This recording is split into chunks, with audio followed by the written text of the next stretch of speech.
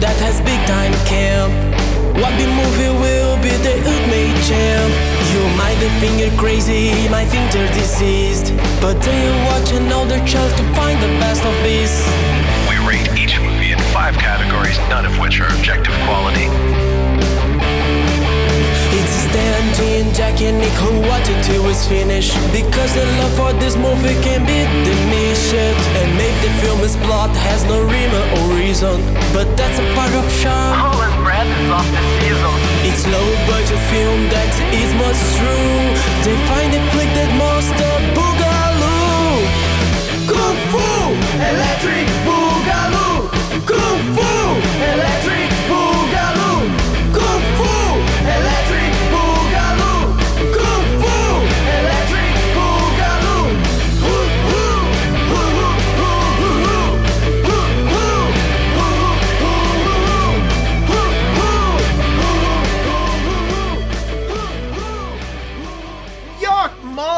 Yuck mala!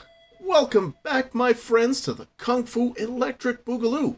I am your host, 8th Dan Stanadu, and I am super happy to be with you today to talk Season 13, which is Days of Future Past. And joining me in the future, or the past, whichever one you prefer, is my friends, and I have, or my acquaintances, or my associates, or my people that talk on a regular basis. Anyways, I have Jack Hall. Yeah. Hi. Hi. I hate how I never know what order you're going to us in. It's fun. That's part of the enjoyment to this whole thing. Oh, man. And who's it going to be? It's Nick Boxer.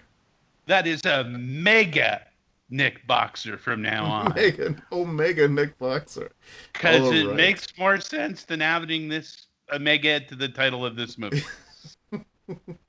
and let's see, under Mega we have James Cotta. I'm just happy that I didn't have to have seen Alpha Cop through Theta Cop to understand Omega Cop. That is so true, yep. Like you said, you stands understand alone. Omega Cop? Yeah, it stands alone. Yeah, for sure. I get, because that's the thing, right? Like, I mean, perhaps one of those Alpha through Theta would have helped us understand why he was the Omega Cop. But, you know, I mean, watching too much, I think you just don't need that kind of preamble for a movie such as this. Is anyone actually 100% sure he was a cop?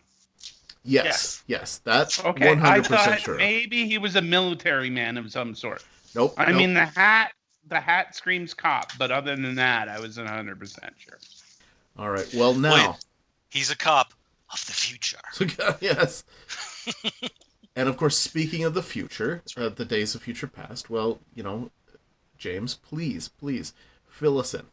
Yes. So this season, Days of Future Past, we are watching movies that took place in the future when the movie was made, but the year that it takes place in has now passed. So in the case of 1990's Omega Cop, the far distant future of 1999 is when this film took place. Obviously. And how things were different. Oh my, were they ever. Oof. And it's the Los Angeles area. It's basically the same. Yeah. They pretty much got it right. Yeah. Yeah, no, it's true. It's the Los The only Angeles person area. you rely on is Adam West. So they got that right. Who else was waiting for the heel turn from Adam West that never really came in this movie? He started out as a heel. It wasn't but it never really wasn't like he was good. I mean, and obviously, I mean, if we we'll get there. We'll get there. Okay. So for now, the next person we need to hear from is Nick Boxer. And it's always the next person we need to hear from, no matter what. Alrighty. Here's what happens in this movie. After the Great War, Jack Travers, a mega cop, is living in a bunker with the last vestiges of the United States government. Now, a mega cop and his team is sent out from the bunker to stop some white slavers and bust up a whorehouse. Him and his team go out, and the rest of his team is immediately killed by the bad guys. That's really all that needs. They're scavengers or something. Doesn't matter. Every time Jack stops his car, a beautiful babe jumps in, and she's with him for the rest of the movie. His name is John, not Jack. John? Oh, Jack sorry. should know. Generic. Okay. Just call him Travis, because the one time she calls him Johnny, he goes, "It's John Travis." It's okay, Travis. It's Travis, John Travis. it's Travis, John Travis. So yeah, you just call him Travis. Okay. Travis and his increasingly large harem, just sort of drives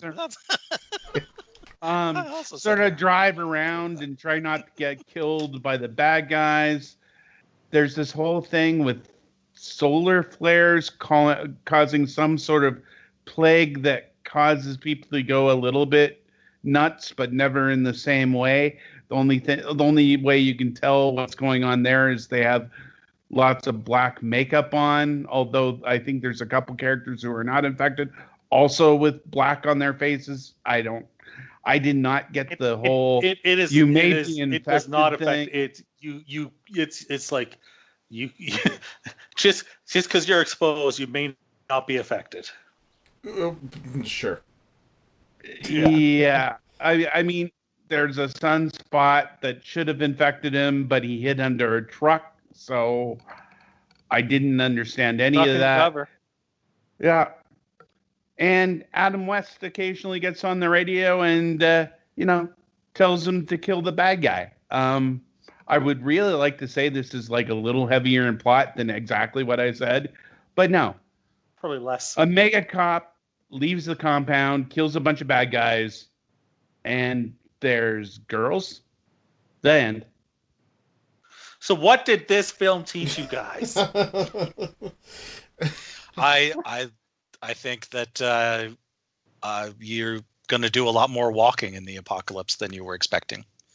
Because everyone seems to be out for a stroll in this film. There's strolling and running. Yes, you're going to have to do a lot of that. And the bad guys go from their compound to the hero's compound, walking together. So it can't have been more than half hour, 45 minute, because they didn't bring snacks. Like they're just. Now, if the bad guys drove, would that mean they would have got girls? Is that why girls were really hanging out with Travis? Well, he didn't try to rape them, and in these movies, that's how you can identify. This film only had the one rape attempt. That's how you can identify. For a movie for us, that's pretty good. That's always how you can identify the hero in these films. They did say the blonde was raped by our main bad guy, but we didn't see it. It was only alluded to. Yeah. So, okay, 1.5 rapes. Better. And we actually don't know it was rape. It could have been consensual sex because, that bad guy was attractive. She should. Yeah. What do I call him? Gay. She could have just. Sorry. I called him Gay Bar Danny Trejo. Is that the guy you're talking about? Yep. I just called the mustache man. Mustache man. That's good. Yeah. I thought, especially when you see them at the auction right off the top, I was just like, dude, it's like the Village People of bad guys. Yeah. Because the one bad guy who I thought might have been the main bad guy was Ultimate Warrior with a bad wig, and then of course you've got the gay bar villain. So I mean, woof, there was definitely something going on with this movie.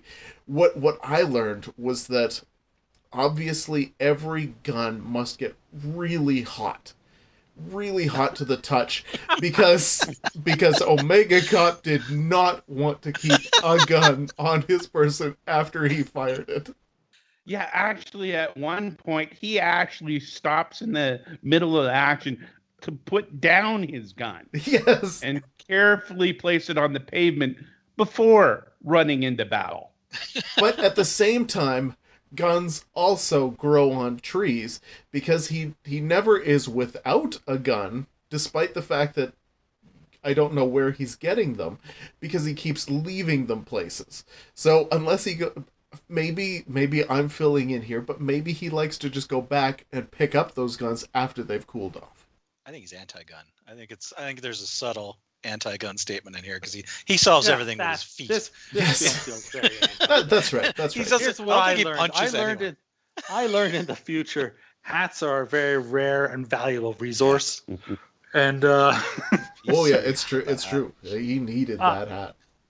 And I learned that if you need to fill out some time and make a movie longer, the best way to do it is to have an unathletic kid get chased on foot by an unathletic guy for 474 days straight.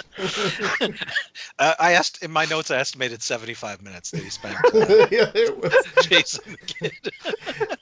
You know, and so the movie that I come back to when I think of this much walking and running is the Almighty Thor by the Asylum, because never have I seen a movie before, you know, like, that was the movie that I liken this to, where it's just like, man, you do a lot of walking.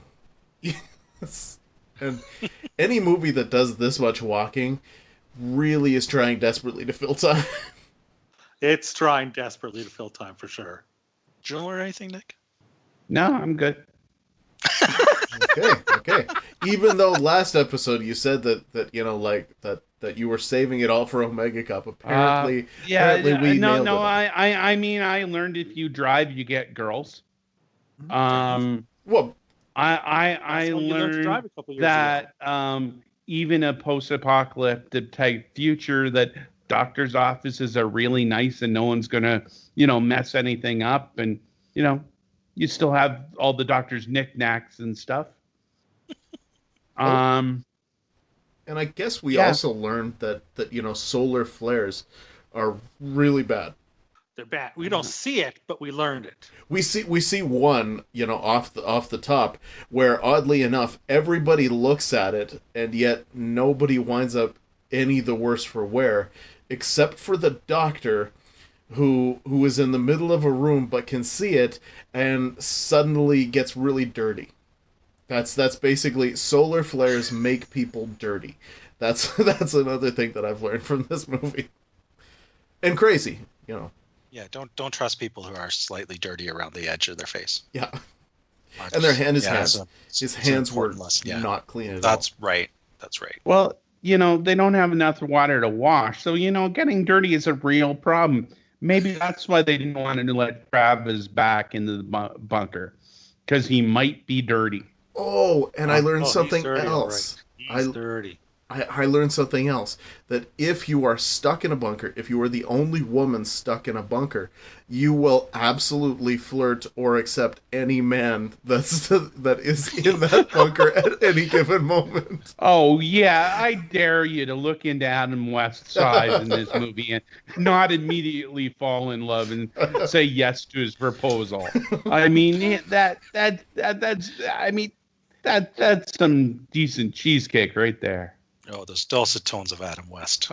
If he was my commander calling orders over the microphone, I'd do anything he wanted. Except come back to the bunker, which he insists you never do. My big question then about the bunker is, what was the point of the bunker? Because it's not like they seem to be like having a good life in the bunker. Like, I thought, oh, okay, there's a cop. They've got to go and they're going to go deal with the slavers. That's cool. That's great. So then he's out there, but it's just like, okay, well, you can't come back in because you've been exposed to solar flare. And so meanwhile, everybody else in the bunker, though, like, once they get to the end and everybody's going out to the bunker, it's like, no, don't come back to the bunker. We don't have any food. Everybody left. And it's just like, so what the hell good is the bunker other than avoiding the solar flare? Really, there's no... Yeah, you make it sound like that's not enough. Yeah, but apparently that seems like it is. I actually like how, you know, how it's taking place in that time period. You know, people still remember that things used to be better, but the government's trying, or somebody's trying to, you know, keep things going, but it's all falling apart. Usually we get movies like things are good and they're going to get worse, but there's hope, or it's all over and it's a free for all. This happens like right in the middle, right at the inception point of the end of the world. I thought that was odd. I don't think I've seen that before. All right. It's one of those takes place 15 minutes in the future kind of movies. Yeah. That it's it's gone wrong, but it's not it's still recognizable and everyone remembers when it was less sucky. Because it's only 9 years. They only put it 9 years ahead. Yeah, except the girls he goes with, who would only be 8 when things went wrong. Yeah, and who don't remember swimming pools and the like. What is this thing you speak of? But meanwhile, in the future of 1999, the oldies is on a cassette. It's kind of the generic oldies they found for this movie, that was some special piece of work. Hey, I enjoy the music of the Beach Guys and the Beach Fellowship. Yes, I love this tape of public domain music that I found. Yeah, that music was, hey, do you like the oldies? And then you're like, okay, what are we gonna get? And then he starts playing it, and you're like, am I really hearing what I'm hearing? It's like California, Sun City, California. It's just like this. There is something perverse playing a song called Summertime, in a movie where the sun will kill you. That's true. I thought of it that way. Good point. That's dark. And I like how they use that line a couple of. Do you like oldies? They pulled that chestnut out a couple of times. That's a throwback, is what that is. That's right.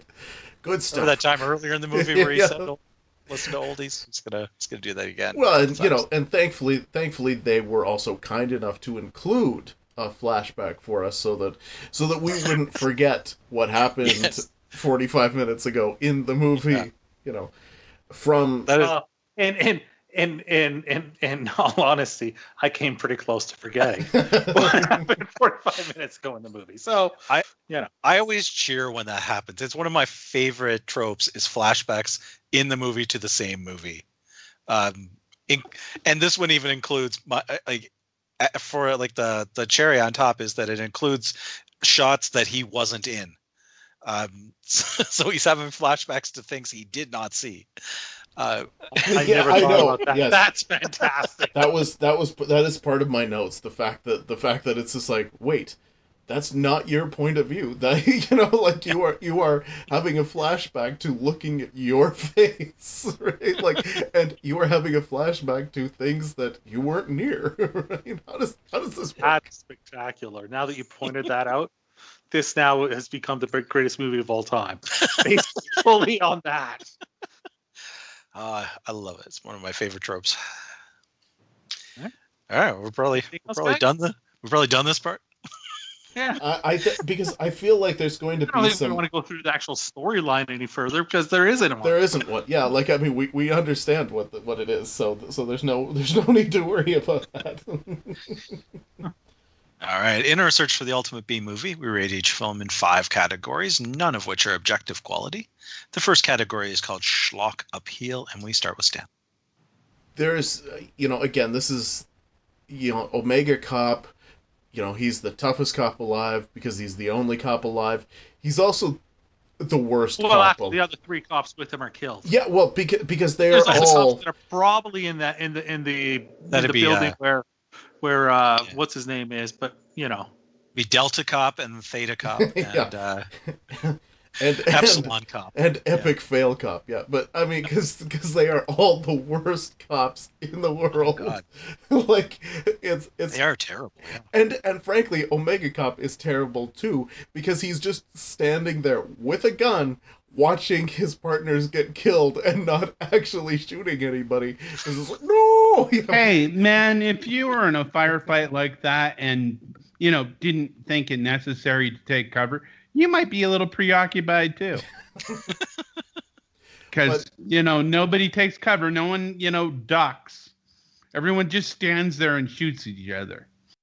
So yeah, like this concept of the toughest cop and who's obviously the Omega cop, like there's They're some supposedly legendary, right? yeah, exactly.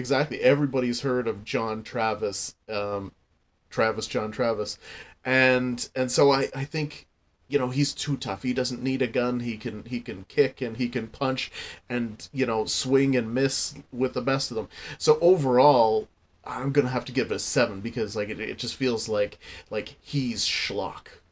Yeah, I think 7 is a fair score. It's a little generic for my particular schlock taste. I would like it a little bit more over the top. But yeah, he's a cop. He's a mega. It takes place in a post-apocalyptic type future. 7, fair score. I'm going to go slightly less, but echoing a lot of that, I'll go 6 because it is just a generic action film that they say takes place in the future and then have no proof of, and it's just like it's a generic. It's more of a low budget generic action film than it is a schlock classic like Samurai Cop, right? So yeah, 6 is that's a fair one. I think I'm mostly in agreement with the group here. I would say a 7, except Adam West automatically adds 2. So that's true. He does to everything he does. So and I want to keep coming back to Adam West because he's the heart and soul of this movie. I was wondering watching this movie. I was like, how high was he during this film? He looks like he's in one room. He never leaves it. Looks completely bored and just looks stoned out of his mind. An 8 for me. More heart than budget, and we have no reported budget for this. No. These are 2 movies in a row with surprisingly little info about. Oh yeah, for sure. Well, to me, I mean, here's the thing. Like, if you watch the credits of this movie, you will see that all of this was shot in Stockton, California. All of this was shot like at the Stockton Auto Wreckers. It was, like all these various things. Like, they just were really good at taking existing locations and just, using them as locations. And then we come to Adam West, the man that basically just did absolutely nothing through the entire movie. Thankfully, he's Adam West, but there's no question that if anybody was phoning it in, it was Adam West asking for his paycheck. But when is it the most phoned in performance we've had yet? he's literally phoning. Yeah. No. It's true. Like Cameron Mitchell. It's not the first movie we had where they clearly only had the guy for a day, and he's only. But does he phone this? Like, does he top Lindsay Lohan for the most phoned in performance? I think he tops them because he doesn't at any point stand up. I think he might be standing at the top, but that when he walks in, but then that's it. Yeah. Like, you could easily see that they could have shot his entire thing in probably about 2 hours because they didn't bother lighting the room. So it's just like you can just like drag it all out and we're good. There you go. So yeah, like, I can't give this one a high score. I can only go with a 4. I'll go a little higher just because I enjoyed the film. 5, and just because we were talking about, wouldn't it be awesome if that room Adam West was in was actually his rumpus room, so he didn't even have to leave the house to film this movie? I think more like his wine cellar. It doesn't matter. I like to imagine that this movie was filmed in his house because he didn't want to drive across town or go to Stockton. Seems likely. Yeah. What would you give it again there, Stan? 4? That was correct, a 4. 4 seems about right. Again, I was disappointed. This is another movie. It's like I had such high expectations, and there's a couple things that but for most of it, I'm just like it's just a movie. So there's nothing where I went, wow, how did they pull that off for for what they were doing, or that I thought, oh man, they really believe they're making something like Miami Connection. They thought they were making something special. They did, not the way they expected, but they thought they were making something special and really wanted to show off those martial arts. This movie, it's just like we have an idea and like $50 lying around. Let's make a film. I agree with all of that, but changing their perspective to, you thought to hire Adam West for this job. You were like, I can get fucking Batman. I can get him. I can afford to get him for one day. So I got to get the most out of having 1960s Batman for one day. So 7 for me. Yeah. And that's what they gave you was one room and him talking on a microphone and you could only see time passing because sheets of paper get laid over the computer as time goes on. It gets slightly darker. There's fewer people in the room and like slightly more messy. That's the only way to tell time is passing.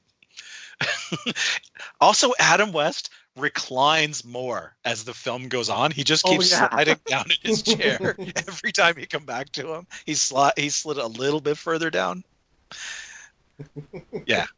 What the fuck moments is the next category? Oh yes it is. So yeah, I mean, there's obviously so many points like with him throwing away his gun. I mean, the solar flares. That's what the fuck. Some of the things. So like the time passing moment of after Omega Cop saves gets all his other cops killed. He goes back to the Jeep, and it's just like no, you can't come in. And so then the next thing you know, he's wearing a totally different set of clothes, looks perfectly good for, having spent a week out, and is still driving around in the Jeep. And now it's just like, oh, now I'm going to find that girl. But nobody else has changed. Everybody else looks exactly the same, and it looks like they just pulled the girl from where she was. And, but meanwhile, he's lived a week in this time. So that was a little odd. The fighting in this movie, and especially in some of the earlier scenes, there's times when fighting looks like fighting, and there's times when fighting looks like it's choreographed to hell. And this fighting looked like it was choreographed to hell because there was no chance that anybody was actually really coming close to hitting anybody else. It's funny because, that guy, the actor, I mean, was apparently one of the all-time great karate experts. Which you would never get from watching him. You would never get watching this. Never at all. When they so that at one point they're to hide out. They are going to the locker room at a stadium, and inside the locker room, for some strange reason, there's a skeleton sitting at the on the bench, and it was just like, I'm not sure what that skeleton helps to prove, other than it's fun to look at. Of course, Omega Cop needs his damn hat. Omega Cop gets his exercise with the longest run ever. What I loved is when the doctor went crazy, his performance in that moment was like, this was a man who felt like he wanted to be Cameron Mitchell for a day, because he put on the like. Cameron Mitchell would have been so good in that role. Must kill me because I have a solar flare. This insane performance, which I absolutely loved. Another thing, Omega Cop, he doesn't do anything just once. Like, whether it's putting down the gun or whether it doesn't matter. He also fights dirty a lot. There is no question that when it comes down to fighting, Omega Cop's gonna kick you in the nuts every time out. He solves their things with his feet, that is for sure. Yeah. Yeah. And then, I mean, of course, we talked about the harem, and then and of course the wonderful flashback, not from his perspective. So overall, this is pretty high. I'm gonna give it an 8. Yeah, I am so glad you mentioned the fight choreography because it is insane at times. I mean, sometimes like one of the girls just taps a bad guy and he goes flying across the room. It's quite spectacular. I found that hilarious. Um, yeah, there's a bunch of little odd things like this. Like when he gets the cassette of the oldies, it's delivered to him in an envelope left in his glove compartment. Who puts a cassette in it like a normal manila envelope? I thought that was like just strange. Also, they go out of their way a lot to point out he's old in this movie. There's the cassette tape. There's a conversation later in the movie where one of the girls just walks up to him and says, "So, you're old." And they talk about it for a while. Strange. Also, I'm not sure the ending we got was supposed to be like a dream sequence because throughout the movie, everyone talks about like, their fantasy place that's supposedly better than here. And one of them's a lake in Michigan, and that's where they end up. So I'm kind of wondering if he died in the explosion, that was his reward, and it was just a dream sequence or, heaven or something, but it was just sort of incompetently tacked on the end. Also, it's kind of WTF that, I still trying to figure out the motivations of the bad guys because I don't understand why anyone did anything in this movie. 8 is about right. I got a 7. I will tell you the motivation of the bad guy is he's essentially a pimp, and a slave trader, right? So I mean, but not a lot of slave traders drink blood. Okay, I forgot about that. Yeah, no, he's just trying to. I think he's just trying to pop his. He's trying to pump his guys up. Let's all have a round, guys, of blood to get ourselves. See, you have the slave trader angle, and I get that part, but at the same time, I was kind of wondering if he was infected by the sun. They were all invented by the sunspots, and they were vampires because of the whole Omega Man correlation. Were they trying for something in that zone? Sure. Why not? Why not? See, I mean, you could read it that way. It's just so incompetent that you really don't know. Because they include, like, how else do you explain that whole blood drinking thing? He just wanted to prove that he was tough. The problem is you feel you need to explain that whole blood drinking thing. What did I say? You guys had I have 7. For me, it's all about the hat. It's all about, he loses his hat that he has, the cop hat, the SWAT team member hat or whatever. And he sees some guy with his hat. And so he just assumes that's his hat. And he's like, "Hey, that's my hat." The guy's like, "How do you know it's your hat?" And he's like, "If it's not my hat, it's a hat just like my hat." I'm like, "Well, then it's not your hat." So he's, doesn't mean you just get to take it. You can't prove it. And the other guy won't give up the hat because hats are so valuable. And it's just like the most surreal scene, just so clearly so he could beat up 6 guys at once and look impressive. Like it's the most, it's a whole incredibly WTF scene to me, and so unintentionally hilarious. I loved it. So 7 for me. I think so. At one point, our hero goes back to he's trying to get inside the bunker, and the bunker is overrun by solar flare zombies. So he's talking to Adam West, and he's like, Adam West is like, "You can't let, if you open the door, they're all coming in." And he's like, "Okay." And our hero says, "I'm going to buy you some time." So he takes a rifle and he shoots like two of the solar flare zombies and then drives away. Yes. And I'm like, how much time do you think that bought? like they might chase you a few feet and then they're like, okay, back to business as usual, trying to get into Adam West's bunker. And then the thing is that you also have to understand he seemed to spend an inordinate amount of time driving to a place that was really only 20 feet away. Yeah. Everyone else walks to the spot that he keeps driving. Well, I'm to. glad he was able to get so much gas because in the future, apparently, that's not a problem to get. No, well, and that's the weird thing, right? Is that on Wikipedia it says unradiated water, gasoline, and women have become precious resources. At the beginning of the movie, in The Slaver, this beautiful woman who he's trying to sell off, who is not getting any bids whatsoever, and he's like, "I'll throw in 5 gallons of gasoline." Well, I know none of you have cars, but, it's gasoline. You can't trade it for a woman. And I'm like, wait. No, but he said you could trade it for water. I like at the end, they jump in that lake and the girl's like, how is it? How's the water? And he goes, it's clean. I'm like, how would he know? Unless you do some tests. Because it's not in Stockton, California. I mean, it probably is, but it's like, Definitely is. But yeah, it's just chock full of those moments where it's just like, you didn't care to think about this at all, did you? It's just like, sure, this is the future.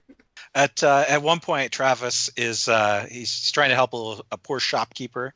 Shopkeeper used to sell guns, doesn't sell guns anymore, and these bad guys come in and they're like gonna rough the place. They're gonna like rough him up looking for the guns. Then it turns out he does have guns. So big twist. And Travis picks up this weird looking gun that has 6 barrels on it. Nope, actually, that wasn't from the shop. Travis had that. Was Travis? He just had that on him? He had that in his bag. The bag that he left there. I disagree. I think he had that. I think that was fair enough. Fair enough. I think it was in the shop. No, wait a minute. He uses it like, I watched this last night. I'm pretty damn sure that he used it earlier to because he pulled it out when he was fighting the bad guys, when he got the woman in the first place. Well, that's what I'm talking about, when he gets the first girl. Well, I'm talking about the blonde, not when he was in the shop. And because he brought a bag of, I assume weapons into the shop. That's all. I mean, it doesn't matter. I mean, we've already talked longer than they did. So he fires this gun that manages to take out 4 people who are distanced apart in one shot. Luckily, automatically, it's perfectly all the different barrels are set, so it's perfectly will aim at each individual person, no matter where they're standing. Like if you guys could all stand just one arm's length apart. This gun only works properly if you all stand just an arm's length apart. So if you could do that shoulder thing, half a foot. Just move half a foot to the left. Oh, hold on, wait there. But this kick-ass gun is one shot. One shot he only. Doesn't have a backup gun, and he just has to kick his way out after that. Back to the kicking after this one shot. And he drops the gun. Like, this amazing gun that maybe you could find bullets for again, but it's just like, no. I don't want this gun anymore. Like, just drops it and moves on. Carry this gun that weighs the same as like 5 other guns. and it can fire once. So 7 for me as well. I would have gone a little higher, but I gave my Adam West points away already. Memorable moments. This, I mean, honestly, it's such a forgettable movie as a whole. I mean, like, there's parts where I'll think about, like, oh, do I remember that movie that Adam West was in? I remember this guy that kept dropping the guns and stuff like that. It's those little silly things that he does a lot that I'm going to remember. But it's not a memorable style of movie, so I can only go with a 4. I want it. I'd like to be like high on this one because I actually had a great time watching this movie. I actually really enjoyed it. But there is so much just generic crap in there. I think 3 is a more fair score than 4. So 3. I'll go 4 only based on the fact that I'm starting to feel bad for the movie. It's certainly not memorable. I'm going to remember all the Adam West scenes. Maybe I'll just make a fan edit of Adam West for this film. I wonder if you can make a little short film out of just Adam West telling people to go away. Texas Gladiators 2020? I bet you his scenes would drop into something else, yeah. His scenes will drop into. What about that one with the bugs that we watched? His scenes will drop right into that. I'll bet they'd drop into several things. Yeah. 5 for me on that one. Crazy concept. Well, it's interesting. Like, I mean, the solar flare thing. Sure, you could probably pull that out of a newspaper at some random point. There's so much walking. There's not a lot of crazy when it comes down to he's a badass cop trying to save people. There's really nothing there. The fact that Adam West is in the compound and that seems to be a thing, I'll give it a 4 for that. Yeah. I'll give it a 5 for all the things we've talked about during this, but yeah, 5. I think that's good. I don't so this really one have is, a lot to say. This one is movie is like a combination of The Outlaw Josie Wales and Last Man on Earth and something else. I don't know. Either way, it wasn't. Nobody had a moment of inspiration where they went, "Oh, this is insane! We got to do this. It's so great." No, man. 4 sounds about right. I'll go all the way up to a 5. Really going out on a limb there. Good work.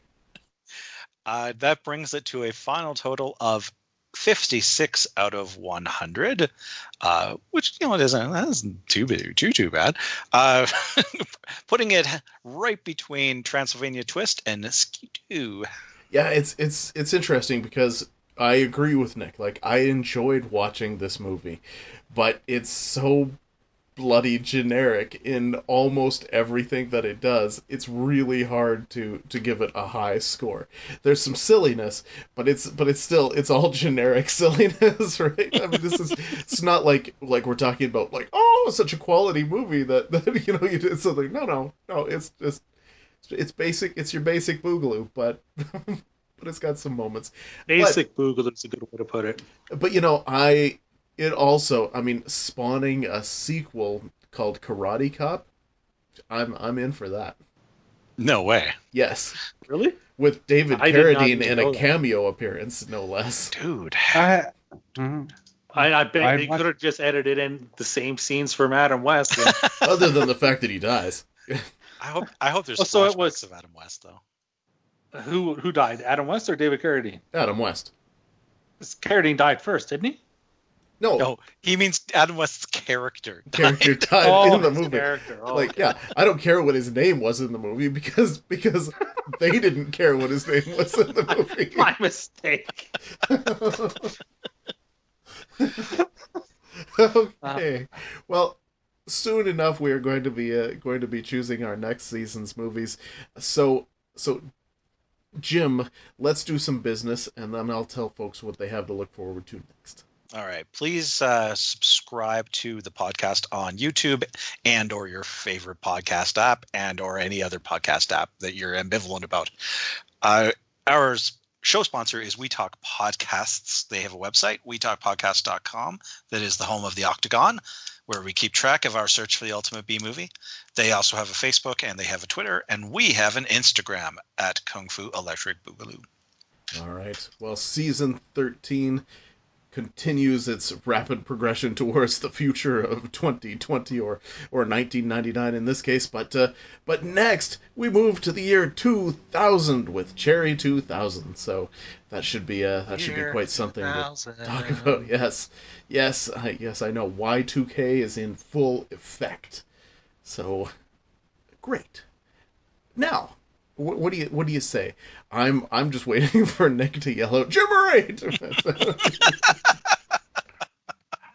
I was so excited about something else that I forgot that I had a possibility of the Generator. I love the Generator.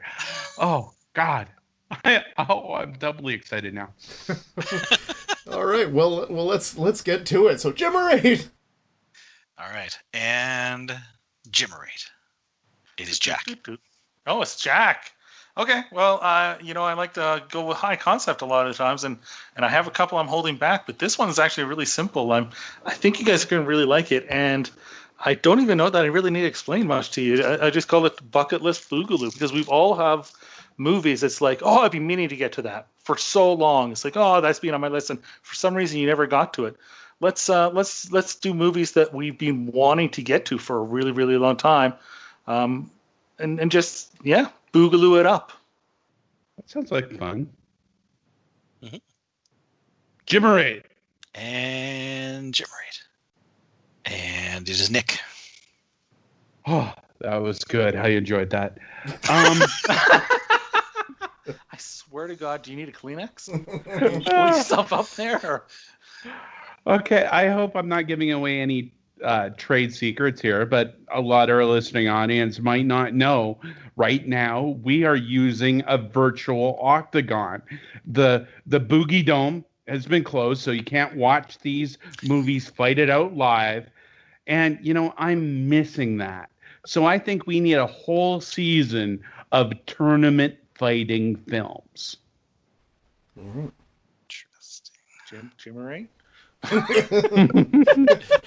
on, man. Jim's gonna write this shit It's down like, too while we're doing it. Like part of me sitting there going, man, I love those. I want to watch those, but in a season, I'm worried it would get too repetitive.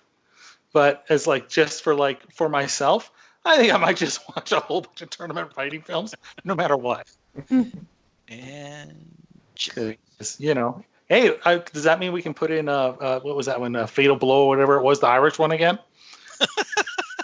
You're just hoping to get a higher score than Nick and the me. Irish Kumite, of course.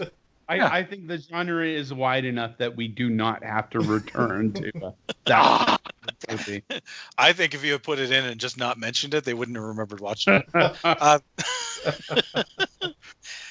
It is Stan. All right.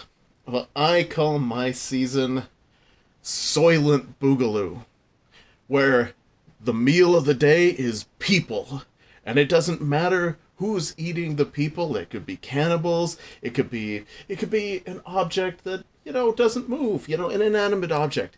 Anything that eats people is what I'm looking for in this season. And I wonder if we could get a recipe sponsor. Recipe for long pig. The other white meat. All right, my turn. Many people who achieve a bit of fame in another spot in life make a play to be in a film. We had what's his name, the radio host a couple of seasons ago. Shadow Stevens. That's right. Shadow Stevens. So I call it so the celebrities. So they could be reality TV shows. They could be sports people. They could be from anything that's outside of making movies and TV. I call this 85 minutes of fame. Now, is it that they have to only be in one? Nope. Oh, okay. Just okay. How big a role in the film do they have to have?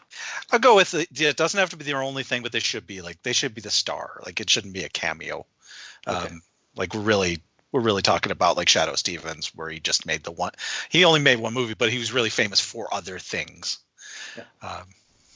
Yeah. But if it's a cameo and it's O.J. Simpson, I think it should be bumped up a little bit.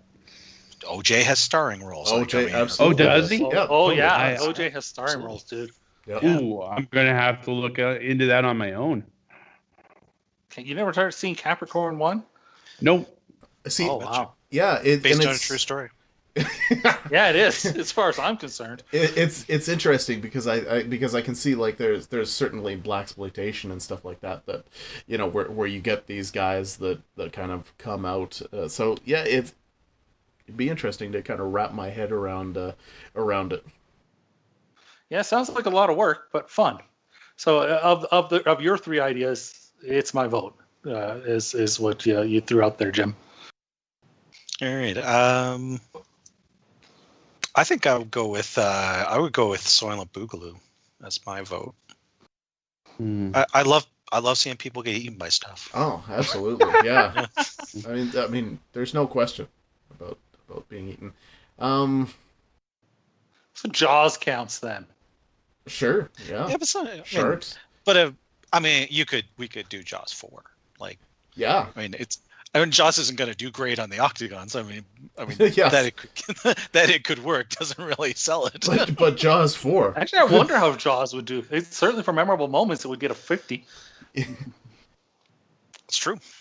More heart than budget, it would do really well. But I think Yeah, not many WTFs. Maybe that they kept. It's got a couple. Yeah. It's got a couple. Yeah. Okay, I would. Way to stay focused, guys. Yeah, I am gonna vote for Jax. So it's gonna come down to Nick. Whatever Nick picks. Yeah, is gonna no, win. Have you ever had it where every single season got one vote? So yeah, I'm tempted to go with Stan, but I also recognize the fact that one can go so incredibly wrong, and I end up watching something that'll scar me for life. So I thought that was the point. That's a selling point. Yeah, totally. Not for this season. I think Jim's is the way I'd like to go. All right. 85 minutes. 2 in a row. 2 in a row. I thought I was bringing the weak sauce, but apparently I thought mine was one that you guys would really like, just a chance to knock off some films that you've been wanting to watch and keep forgetting about getting around to. The problems that I had, the problem that I had with yours, Jack, was just the fact that we've had these seasons before that lack these through lines, something that correlates them to each other. Now, and that's a struggle for me. But that was back when we were having to do modifiers. Yeah, I know, but I still think even the films though is just like it's the potpourri season. Yeah. Yeah. That's my only problem with Jim's ultimately is the fact that it's just like, I'm just worried about finding some of these films. It'll probably get easier as we start to look, but I do get excited about it. I could easily get excited about both of them, no questions about it. So I mean, either way, we're winners either way. Yeah, the real winners are our listeners. Right. Yes. We wouldn't want another season like that potpourri season at Enter the Octagon where we got 4 of our top 10 movies of all time. We want to avoid that. But each one of them had its own theme, so it was actually a season of movies on one. Well, whatever. Some of the other potpourri seasons have done well as far as but not all 8 of them. We we can get some bad. But I know it's the same thing for every season, but it doesn't really matter. But anyways, next episode is Cherry 2000. Does anybody have anything left to say about Omega Cop? I am going to watch the sequel if Jim will find it for me. Yeah. I love that there's a sequel to an Omega movie. I love that there's a sequel to a movie 7 people saw. That's the best part. And the best part that it's called Karate Cop. It's not even like you carried on with not that there's much after Omega, but it's just not like Omega Cop and Karate Cop. See, he proved that he really doesn't like guns because now he's Karate Cop. Just leaning into it there. Yeah. All right. Let's wrap this up and go home. So, for Jim and for Jack and for Nick, I am your host, 8th Dan Stanadu, and thank you for listening to the Kung Fu Electric Boogaloo. Imagine a world devastated by an environmental holocaust. There's been a solar flare. Everything's fouled up. We're sealing off the bunker. A future where human life is bought and sold. 145 going once, 145 going twice. Sold to the man in the back there for 145. A time when a small police force struggles to maintain justice. Remember our priorities. 1, don't get put down. 2, release the hostages. And 3, if you can, capture the leaders. All right! But the enemy is winning a battle of control. I want to show everyone who is controlling this city. It's not over yet!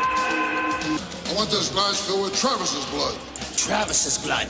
Travis's blood. Travis's blood. You can go to hell. Now, only one tough cop remains to serve and protect.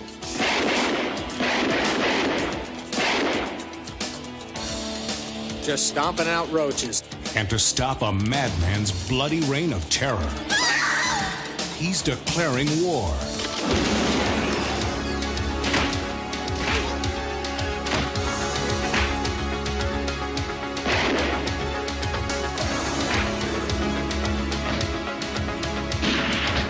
Martial arts superstar Ron Marchini teams up with the original Batman Adam West in this action-packed sci-fi thriller.